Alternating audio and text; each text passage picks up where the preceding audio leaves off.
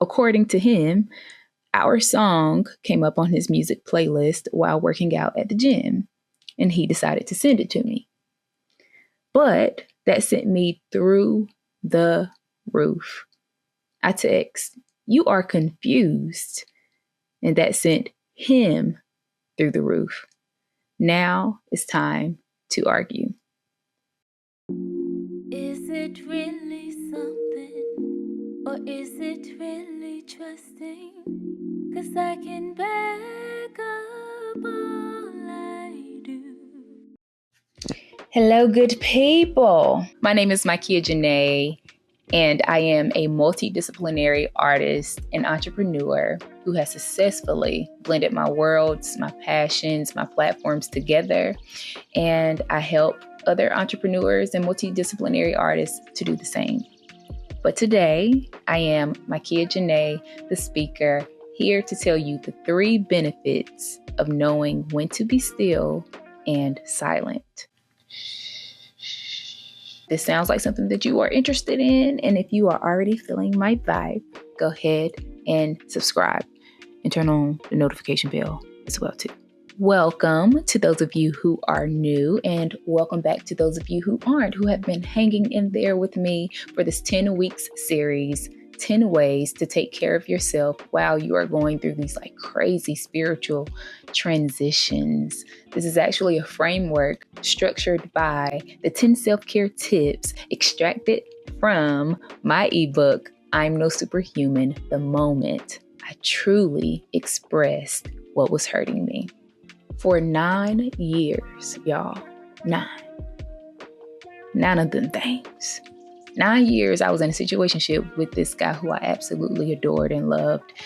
And we were so comfortable with this cycle, so much so that it kept me from expressing what was truly going on within me, the trauma I had experienced. And it led him to believe that the way he was treating me was competent, and it wasn't. Until one day, he asked me a question that was out of pocket, so disrespectful, and it triggered something in me. It triggered me to stand up for myself.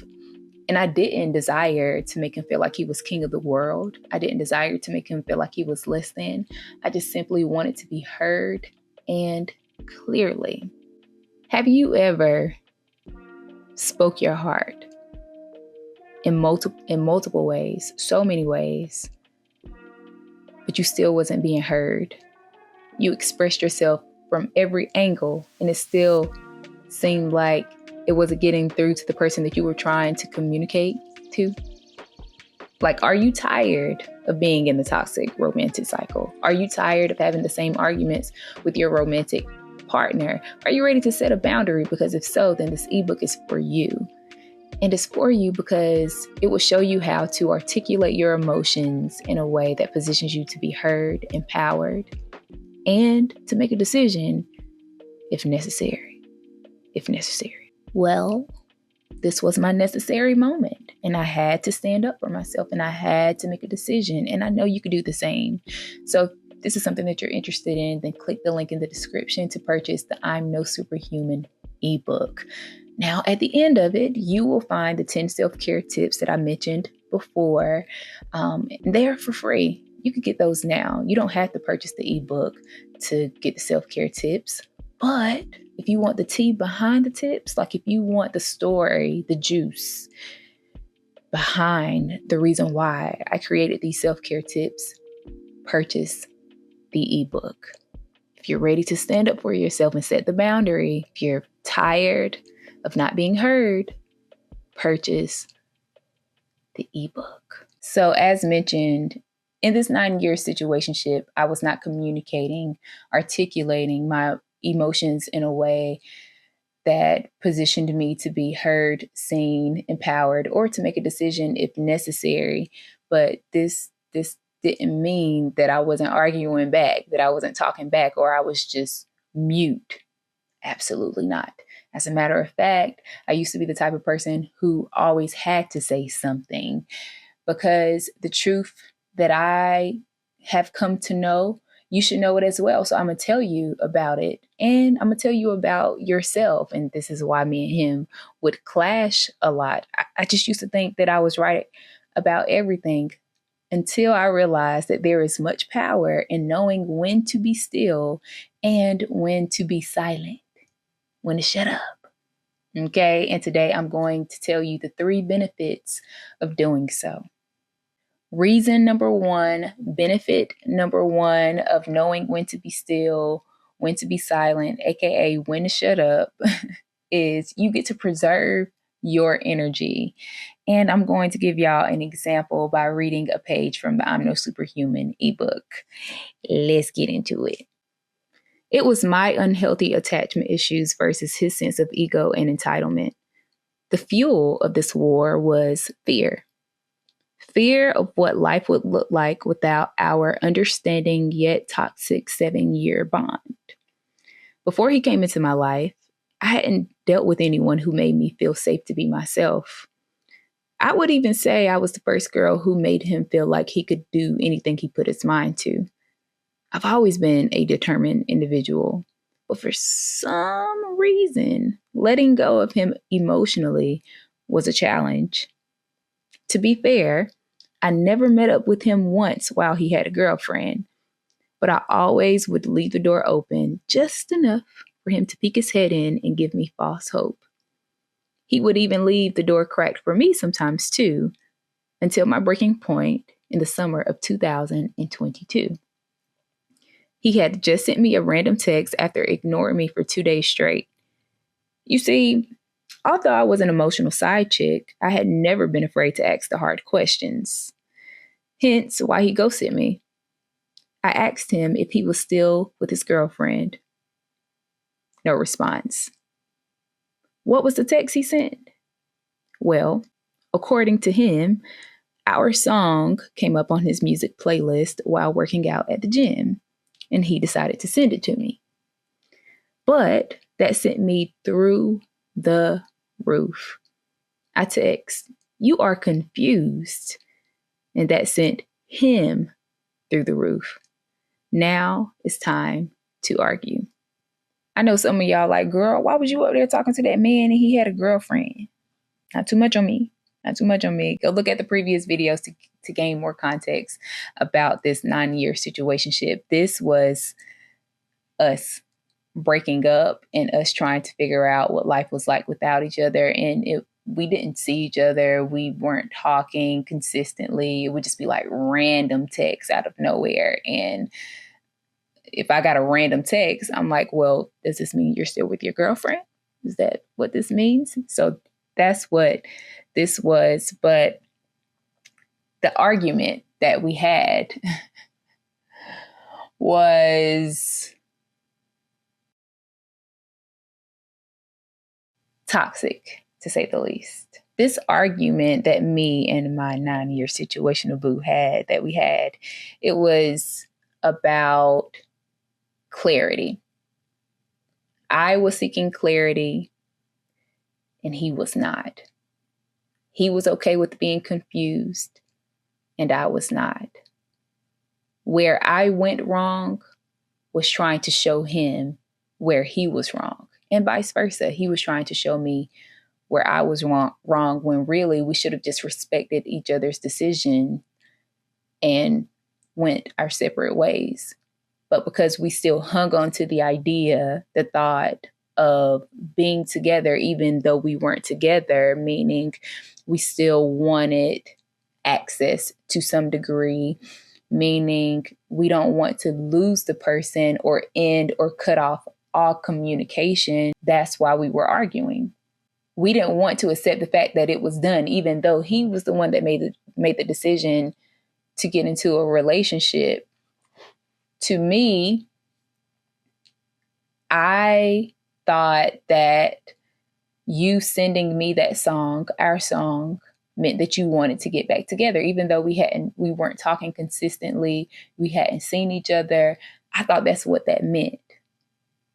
He thought it was just a simple gesture, or, just simple, like it was okay to do that it didn't mean anything, knowing that it meant everything when this is a song that we bonded off of together. And as I've stated, he was okay with being confused and I wasn't. And I wanted him to be unconfused. And that was not my job or my responsibility. And as a result, I wasted a lot of energy in that argument trying to prove something or trying to get him to understand something that he didn't want to understand. He was okay being in the gray. And we ended up having like a mature conversation after that. And that was one of the things I expressed to him. I said, you were okay with leaving me in the dark. And I didn't like that. This is the benefit, this is post my kid, after all of this is over and I'm able to articulate my emotions in a way that positions me to be heard, empowered, and to make a decision if necessary. This is my mature my Kia saying that. But then it wasn't that at all. I was so used to being in the gray with him. It felt familiar. It felt like home. It felt like this is okay. This felt safe until that argument specifically. I felt disrespected because why would you send me this song knowing what it means to the both of us? And the fact that he gaslit me, I try not to use all the famous toxic terms, but the fact that you gaslit me, and being like, that didn't mean anything. That didn't mean that I wanted to get back together. I was just sending it. That was wrong. And I was wrong for trying to convince him otherwise. So the benefit of knowing when to be still and when to be silent, because I shouldn't have been even engaging in conversation with him. The benefit of knowing when to be still and knowing when to be silent is that you get to preserve your energy. That was a lot of wasted time, a lot of wasted energy. And I ended up changing my number after that argument. It was so heated. I walked 3 miles down the street, walked back. It wasn't 3 miles, but I felt like I walked 3 miles. And we were still arguing. For what? We're not together. You have a girlfriend. Does your girlfriend know you're on the phone with me having this argument? And he wasn't willing to make a decision, and I had to make the decision. But still, I hadn't learned my lesson on when to be still and when to be silent. During this time that he didn't have my number, I was able to go into my own life's library and read up on me and study up on me. I took a couple books off the shelf that were based in the topics of abandonment, rejection, and I realized that I was making this a habit of being second choice, that I was beginning to believe that I was second choice, that nobody would ever choose me or would want to commit to me that I was equally attracted to. And I began to realize that I needed to do some inner work about my perception of love and my perception of myself. And I stopped victimizing myself in the situation with him. And I started to see the ways that I played my part into the toxic bond, right? And so what that would look like is, him inboxing me on social media like, you didn't tell me happy birthday. Yes, I didn't tell you happy birthday. I prayed for you and I hope that you did have a good birthday. However, this is the unlearning process that we're going through right now. It's going to feel different. It's going to feel weird. We're not what we used to be, and we don't need to be that ever again because it wasn't healthy, and I had to make a decision for myself without him. That was hard. During this time, my heart would soften. I would become a little bit wiser. I would begin to see that being silent and not running my mouth all the time and always having something to say was actually more beneficial and good for my health than trying to argue with people all the time. The question that he asked me that I mentioned earlier in this video that had me effed up, that was the moment I knew that God was doing a new thing inside of me, because I didn't respond in the same way. I didn't want to attack him. I didn't want to prove that he was wrong. I didn't want to show him how confused he was. Even though the temptation was there, that wasn't my primary pull. That's not what was pulling on me the most. What was pulling on me the most was to communicate effectively, because I had worked hard in my private time to communicate effectively. And my motive shifted. It was no longer, like I said, to make him feel like he was king of the world or to make him feel like he was less than, but to be heard and clearly. And that's exactly what happened in this situation, which leads me to reason number 2, benefit number 2 of knowing when to be still and when to be silent. It helps you not to say or do anything immaturely. And I'm going to read a page from the No Superhuman ebook to give an example. It was important for me to acknowledge that I had repeatedly experienced trauma in this way, that he was a contributor and so was I. I was very mindful of how I sent the message to. Sending, why the would you send me that? Would have only started another argument. Instead, I was seeking to be heard, and this was the perfect moment to use my voice. God empowered me in this moment. He gave me exact instructions on when to send it, early in the morning. And he just so happened to be in the DM while I was sending it, reviewing his message because guilt had sunk in, I assume. As soon as I sent the message, seen is what popped up on the screen, and there was nowhere to run nor hide. The reason why this moment is so significant is because when I could have ran off at the mouth, I didn't. When I could have gave the basic response to make sure that he didn't feel bad, that his ego was protected, I didn't do that. Instead of just going off and attacking him and trying to make him feel less than, I didn't do that either. What I did was I paused for the cause. I practiced being still previous times before this moment, multiple times.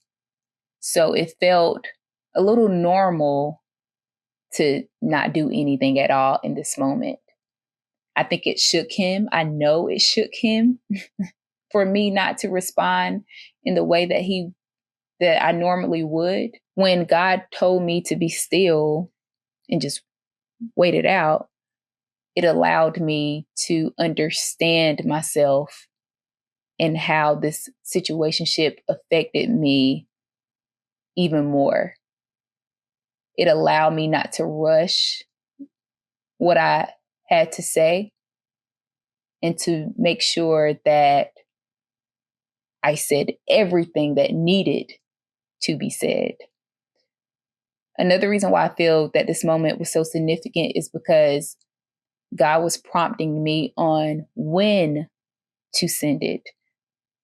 This is the benefit of being still. He was directing me on what to do.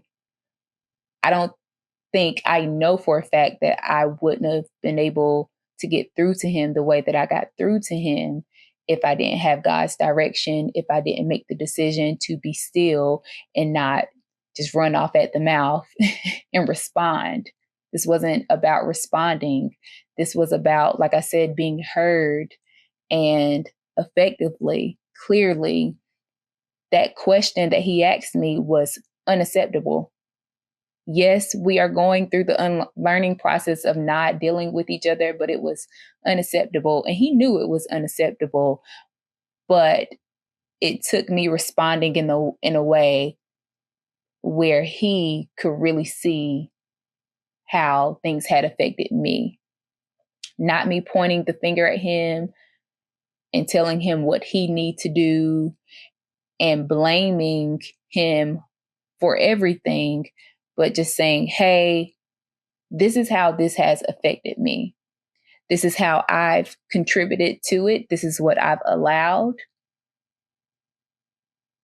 And I don't want to continue this cycle. Reason number 3, or benefit number 3 of knowing when to be still and silent, is that you get to see the truth and people's true intentions. I was genuinely shocked by his response after I showed up or responded in a way that was very strategic and that was very vulnerable. I didn't point the finger. Like I said, I didn't point the finger. I didn't try to blame him. I solely spoke on behalf of myself. I stood up for myself. I didn't argue. I didn't try to prove where he was wrong, where I was wrong. I stood up for my Kia. And in return, it provoked him to respond vulnerably as well. I was able to get the truth. And the truth was, he was afraid of what life would look like without me too. And he said, and he expressed that it was very selfish of him.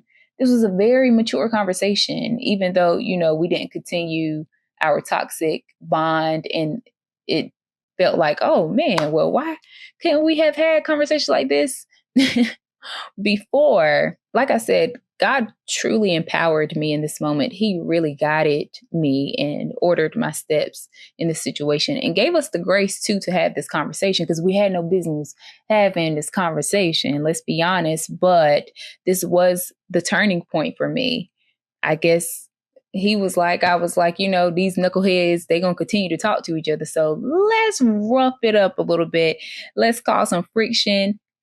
And let's go ahead and get to the point, which was I needed to say the truth. I needed to tell him the truth that the way you've been treating me is not right. And I know times before I made you feel as though you were the best lover ever or whatever we had going on, but you weren't. These are actually the ways your actions have affected me negatively. And I'm not pointing the finger, but now it is my responsibility to handle and manage these things. I didn't tell him what he needed to do. I just expressed to him that this is what has hurt me. I'm hurting in this area.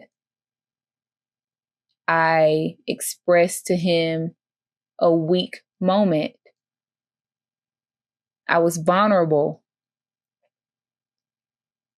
And he wasn't aware of that before. He thought he was doing a good job because I was being tough. And every time we had an argument, I was trying to attack. I was trying to defend. No, I decided to be soft. And that is soft girl era for you, girl. Okay. Period. But this is the third benefit of knowing when to be still and silent, is you get to see what's true. You get to see people's true intentions, which is, I've gone through a lot. You've gone through a lot, and hurt people. And this is how we've gotten here. But we can't stay here. This has to end. If you want to know that disrespectful question that he asked me, purchase the I'm No Superhuman ebook.